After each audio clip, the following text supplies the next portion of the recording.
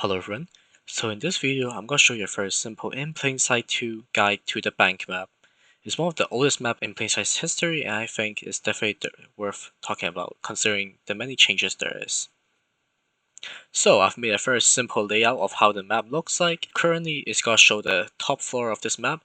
This map totally consists of 2 floors, and I will show the bottom floor later. In this map, there's also a total of 8 different special items you can get. So, there are a total of 4 different areas you can spawn in. The staircase and the fence are located by the purplish color. Those are representing the connections between the top floor and the bottom floor. So let me start with the special items. So on the top floor, there will be 4 different special items. So the first one will be an important laptop, which have a weight of 2, is worth 500.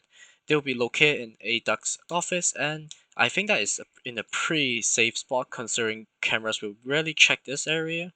And then another major item I think you can easily check for is the lesbian pride flag. This item have a weight of 2 and is worth 400. It's located in Arstone's office, which is this office here. And I think that is a pretty good item similar to the laptop, considering it's pretty close to the staircase and you can definitely escape from any cameras that may be onto you.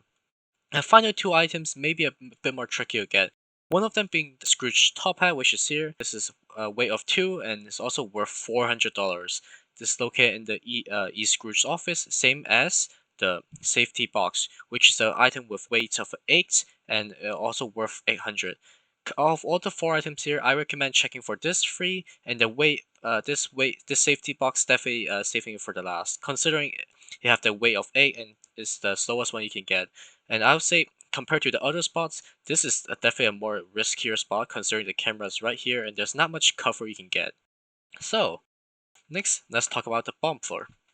So from the bottom floor, there's also 4 special items. Mainly, you'll be looting either the ATMs over this area, which definitely to be watch out for, or you gotta go in through the fence or other areas to go to the full area here.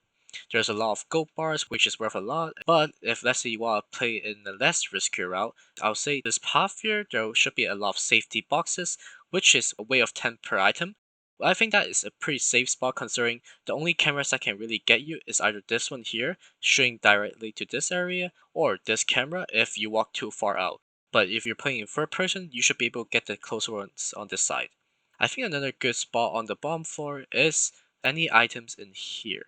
In the conference room, it's gonna be a relatively safe spot considering the cameras rarely check this area.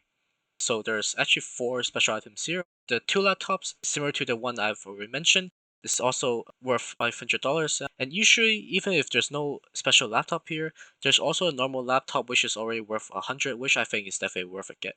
And considering the non-special items, there's usually a really high value item called projector on this area here, so I think you should also check it out. Near the main entrance of the bank, there's actually 2 different items here. One is the briefcase, which have a weight of 5 and worth $500 between 2 sofas, so I recommend checking it. Considering the sofa are also some high value items. This is a safe area here with the fish tank being in front of here and some coffee and items that I don't recommend getting unless you're basically looting the whole bank already. This area, the counter area, like it should be behind the front desk. This thing is actually only worth $300, but then it's only have a weight of 1. It's called the expensive check. So now I'll explain how this map layout works. So you can see that for all the orange items, those will be obstacles that you can jump over and the cameras can possibly shoot over. So this is why there's actually no safe spot on the top floor. But if you look at the bottom floor here, there's actually many safe spots. For one, this area is actually a safe spot at the bottom here, where my mouse is. I've drawn a very crude image of how the cameras can actually view you, and how this isn't actually the best safe spot. If you look closely, as my diagram isn't perfectly drawn to scale, you see that what you actually need retrospectively is to move left and right in order to avoid getting attacked by the cameras. So if there's actually 2 cameras attacking you, unless you have some abilities that can allow you to get out of the situation quickly, this would not be an effective safe spot.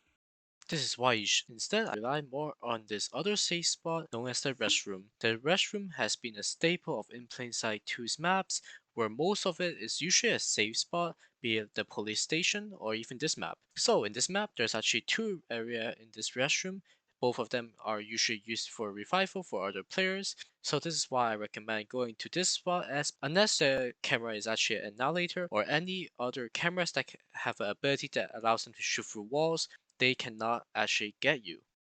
If you're a thief in this map, I'll say characters like Greenhorn or Cyborg can be effective due to them being able to block enemy shots like in the corridor area. Characters with quicker speed like Sprint or even invisibility like Eek can allow them to effectively utilize their abilities to escape tough situations considering how cramped this map is. This is why, if you're a camera team, I'll say any explosive or quick firing cameras will always be effective in this very cramped map with most of the camera having wide coverage. This is why I think that in this map it's actually way easier to hit your shots compared to other maps like Museum, where your camera location is actually located way further where the thieves actually are robbing from. This is why I think that in this map, as long as you can utilize your abilities more effectively, I'll say that you have no problem as a camera in this map. So that's about it. So, see ya.